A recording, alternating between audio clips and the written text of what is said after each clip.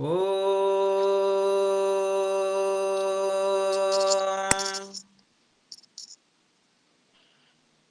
Om.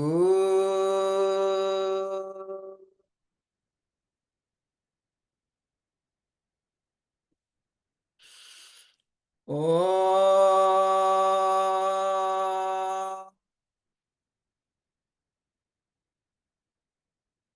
Om Sahana Bhavatu Sahano Bhanaktu Sahaviryam Karavavahi Tejasvina Vadhitamastu Ma Vidvisavahi Om Shanti Shanti Shanti Om Gurubhyo Namaha Harihi Om Sangaram Sangaracharyam Kesavam Badarayanam Sutrabhasakrito Vande Bhagavanto Panaha Panaha Iswaragratmete Murti Veda Vibhagine Vyamvadvyaptadehaya Siddhachinamurtaye Namaha Om Shanti Shanti Shanti Harihi Om.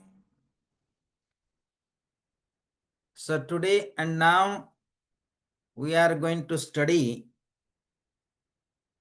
Shiva Sutra. So and now we are going to study third section of the Shiva Sutra. Third section. So I think there are few also new. I think Martin. So Shiva Sutra is all about like Yoga Sutra, like Shiva Sutras, like Brahma Sutra. Brahma Sutra is science of absolute, science of absolute consciousness, science of cosmic consciousness. That's called Brahma Sutra. Yoga Sutra, the science of yoga. So science of yoga means how the science of yoga means you're in between about Atma and Paramatma. Or Atma merged in Paramatma, the supreme self, the supreme consciousness. Now we are studying Shiva Sutra. So Shiva Sutra, Shiva. So what is the definition of Shiva? We say Satyam Shivam Sundaram. Who is the truth is Shiva. And who is beautiful is the Shiva. Who is absolute bliss consciousness is the Shiva. Shiva is the definition of eternal consciousness. So that the Shiva Sutra is the sutras are all about enlightenment.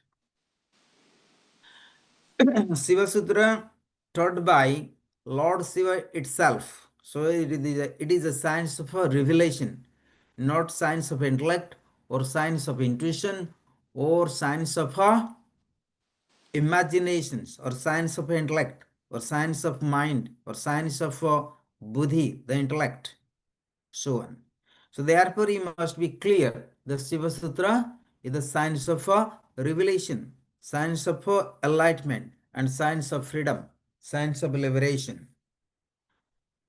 The Shiva Sutra always related to Vijnana Bhairava Tantra.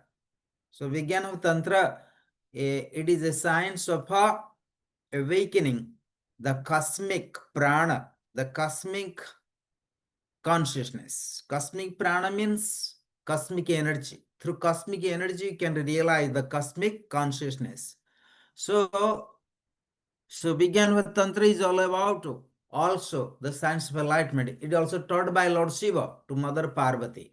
But here, the Shiva Sutra, the science of enlightenment, again, and it taught by Lord Shiva. But here, there is not so much discussion. Shiva Sutra is all about only one-way traffic, like Lord Shiva, and speaking, everybody has to listen and silence and meditate on it. Meditate on it. But in Vijnana Tantra, that discourse between Mother Parvati and Lord Shiva. It's a Bhairava and Bhairavi. So it was discourse between goddess and the god. But here the science of Agam Shastra, it is a Shiva Sutra, science of Agam Shastra, science of liberation, no discussion. You simply listen to Master in a silent form and meditate on it. And that only can listen to Master when you are completely dedicated and surrender. No discussions. Because the science of enlightenment is all about the science of humbleness. So being a student, you have to develop the skills. So skills of education of enlightenment is simply surrender to the higher divinity, to higher master. No discussions. So whatever master say, you simply do without any judgments, without any argument, without any logical understandings. So therefore Shiva Sutra is not meant for all. It's meant for those who seek for the final enlightenment and simply and surrender, simply samarpanam, simply dedicate and seek for enlightenment. That's all. So here a question mark comes when you born in a Western countries, especially Europe or America, whatever. You are not born in these Asian countries. So most of the time you are born with the science of logic, the science of intellect. So you are born with that. So you have a lot of logical mind. We have the mind of science. So you always find something meaningful. But when you go into science of enlightenment, there's actually no meaningful there. If you look intellectual way. So therefore, here they speak now, and I'm going to speak today the third section of the Shiva Sutra. And in terms of past sutras is page number 126. If I have the book, the book is known as Jayadev Singh. So Jayadev Singh, if you have the book, that the page number 126. Maybe Atmanand can share the digital book and with everyone. Already I share with Atmanand. So today we are going to study. They say, Idani Manavopayam, Idani Manava Opayam Pratipibadisu Anaha Tavatva Swarupam Darsayati. Now, desirous of expounding Anopopaya. The Sutrakar, the first of all, describe the nature of Anu. So let we shall go for a forward. How we can study. And the Sutra number 1, they say Atma Chitam. They say Atma Chitam. Before we study first chapter, first sections of Shiva Sutra, is Atma Chaitanyam. Atma is pure consciousness. Atma is remain awake, alert. So what does that mean? We also sleep. But here is all about Atma is conscious. So Atma is immortal. So when you say Atma Chaitanyam, it means nothing can, if you realize Atma is consciousness, so there is no sufferings. There are no any difficulties. So that you must be clear. We say samsara is sleeping. That means samsara in darkness. Sleeping means you are not conscious. Samsara means the world. Sleeping means what? Absence of knowledge. Absence of knowledge. So therefore absence of knowledge means what? Absence of knowledge means ignorance. And that is called avidya. Absence of knowledge means avidya. So knowledge means vidya, the knowledge. Vidya means which help you to liberate and getting out of all your difficulty and sufferings and make you free.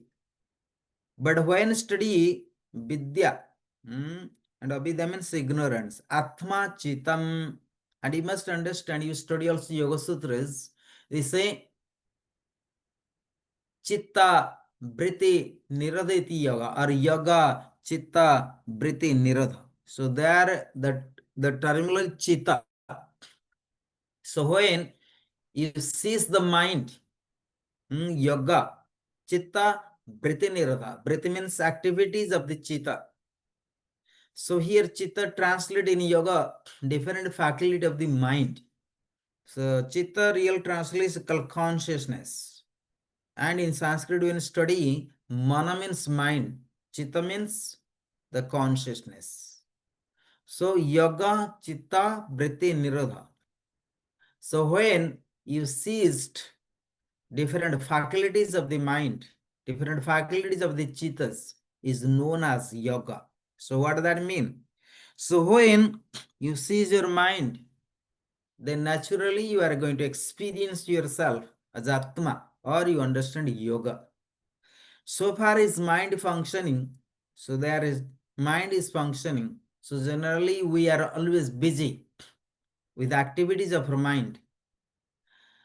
And then we have no time to think ourselves.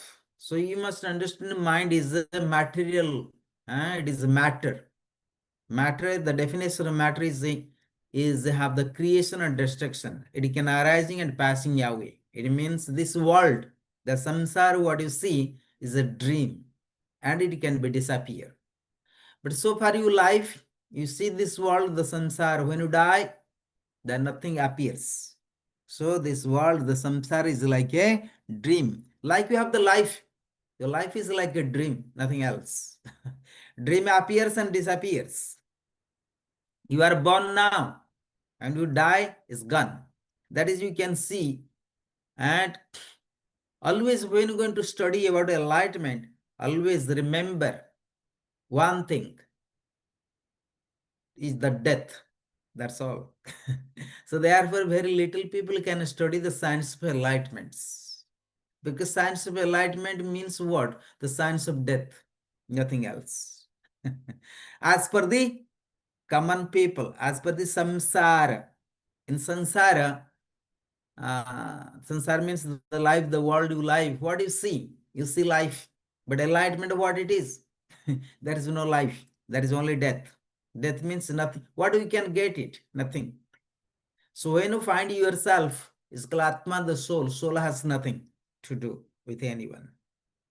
So mind has the father, mother, children, wife, society, and everything. But soul has no father, no mother, no relatives. So that's the difference. So therefore, very little people want to study science of spirituality or the science of death. So therefore, most of the time in India, I don't know, in Europe it's different modern technology now. In India, when somebody die, they take the body to the cremation place. And some people are holding. And that time the people who see the dead body and they take the dead body to the special cremation place. That time they think, what is the life? What is the life? Anyway, I'll die. So what is the use of life then? If everything I have to leave behind it. So there, and mind naturally create the renunciations. Vairagya, dispassion. There are no passion. Dispassion starts. So what I mean here, when you study Shiva Sutras or the science of enlightenment, you must learn dispassion. I don't mean you're supposed not enjoy the world, the samsara, but you need a special consciousness to study the science of enlightenment. So therefore, very little people want to be spiritual. Everybody cannot be spiritual. You can be religious, but not be spiritual. Spiritual and religious, two different things. So therefore, the science of enlightenment, the spirituality is more higher than among all the science because there is no any sufferings. So therefore, we have to understand now today how the Shiva Yoga, the Shiva Sutra help in our personal life. The meaning of life is simply how to live peace and harmony and all the time to be content and absence of all sufferings, no matter what happening. Physically, maybe something happening mentally or financial, social, or politically, we have to remain free. Remain free. So that is the all about enlightenments. So when it's Atma Chitam, so therefore I text to the in previous sutras, Atma Chaitanam, Atma is consciousness. But here the sutra say Atma Chitam. So Atma is the mind. Atma is the consciousness. So later we shall go to understand. This individual self is mind. Before say Atma is consciousness, that is very nice to understand. But now how you can understand your own Atma is mind? So it is not sutra. Because if your Atma is mind, then you are free. So generally we are not free. So say Atma, Atma is mind. So as per the sutra number 1, only when you are total enlightenment, then whatever I am going to say, that can be mind. Because mind and Atma, there is no difference in the once you are enlightenment. Because to understand yourself, then you can guide mind. But currently and now, without enlightenment, so whatever and you decide whatever wish, whatever you're doing through the mind, it brings only sufferings or happiness. But all are temporary. Either happiness or the sufferings, all are the temporary. It does not stay longer time. But once your enlightenment and you remain content. So therefore, enlightenment is all about samadukha parityagi. See, one has to renounce the dukkha and sukha. But how to renounce dukkha and sukha? Renounce. Dukkha means sadness. And sukha means happiness. One has to renounce in order to understand the self. So here what happening? Atma chitam. So you have to understand what the chitta again. As I explained in the Yoga Sutras. So that is the 5 faculties of the chittas. 5 faculties. Pramana, Viparya, Vikalpa, Nidra and Smriti. So this is the 5 faculties of the mind. And the chittas. The activities of the chittas, 5. Pramana, Viparya, Vikalpa, Nidra and Smriti. Praman is the direct cognition, direct knowledge through the common sense, through the consciousness. Another is called Pramana, Viparya.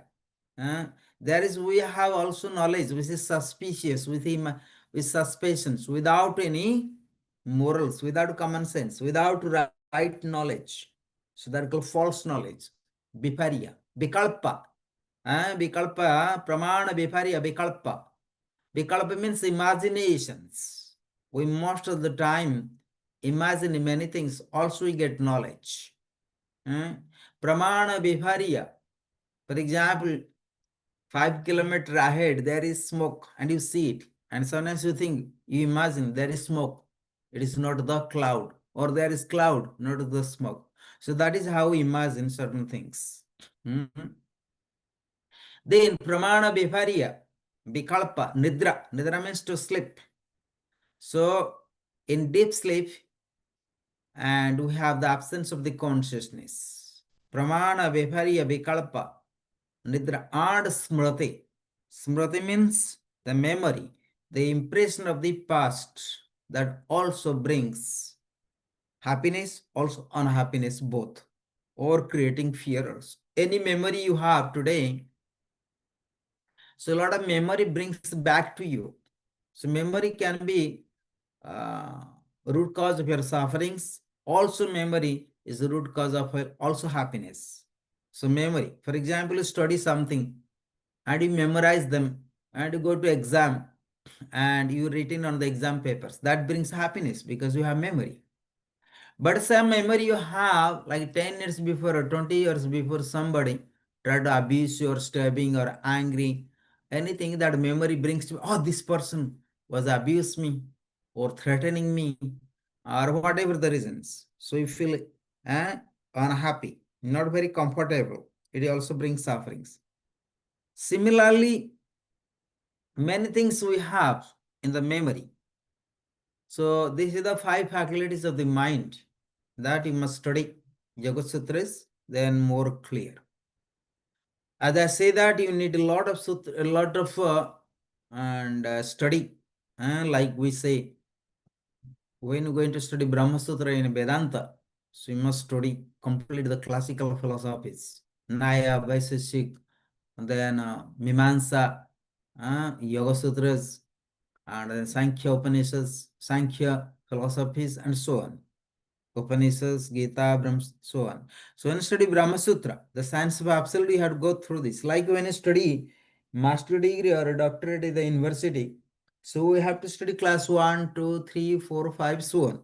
Similarly, the spiritual science, and especially the Shiva Sutra when you study, and if I understood correctly, you must go through many other scriptures as well. Then you can catch very simple. So again, once again, the individual self is mind constituted by buddhi, aham, manasa.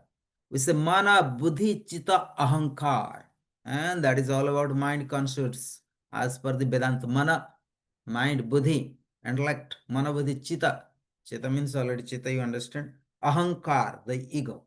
But here they 3 things they explain. Say buddhi, intellect, aham, ego, manas, the mind. So 3 things. They say individual self is mind. So individual self also carry the mind, like we call jivatma, jiva. We carry our mind. And what is mind then? So you have intellect, you have ego or the ignorance. Then the mind is there, mind guiding you, mind drive you. So that is all about the mind to understand. Then how the self is mind? Because self is the soul, but how soul can be mind? Yes. Once you experience, I am the soul, I am the Atman, then naturally you develop the supreme consciousness, the absolute consciousness. And whatever you are going to decide by the mind, so naturally you have the wisdom of the self, the soul. So such a mind only make you liberation. So in this context, in this sutra, so therefore they say Atma Chitam. Before we study Atma Japam Mantram, then Atma Chaitanam. So we study the Atma can be like mantra. Then Atma is Chaitanam. Atma is consciousness. Now we study Atma Chitam. So here the mind. So whatever you are going to decide, let we shall go forward. What commentator try to explain.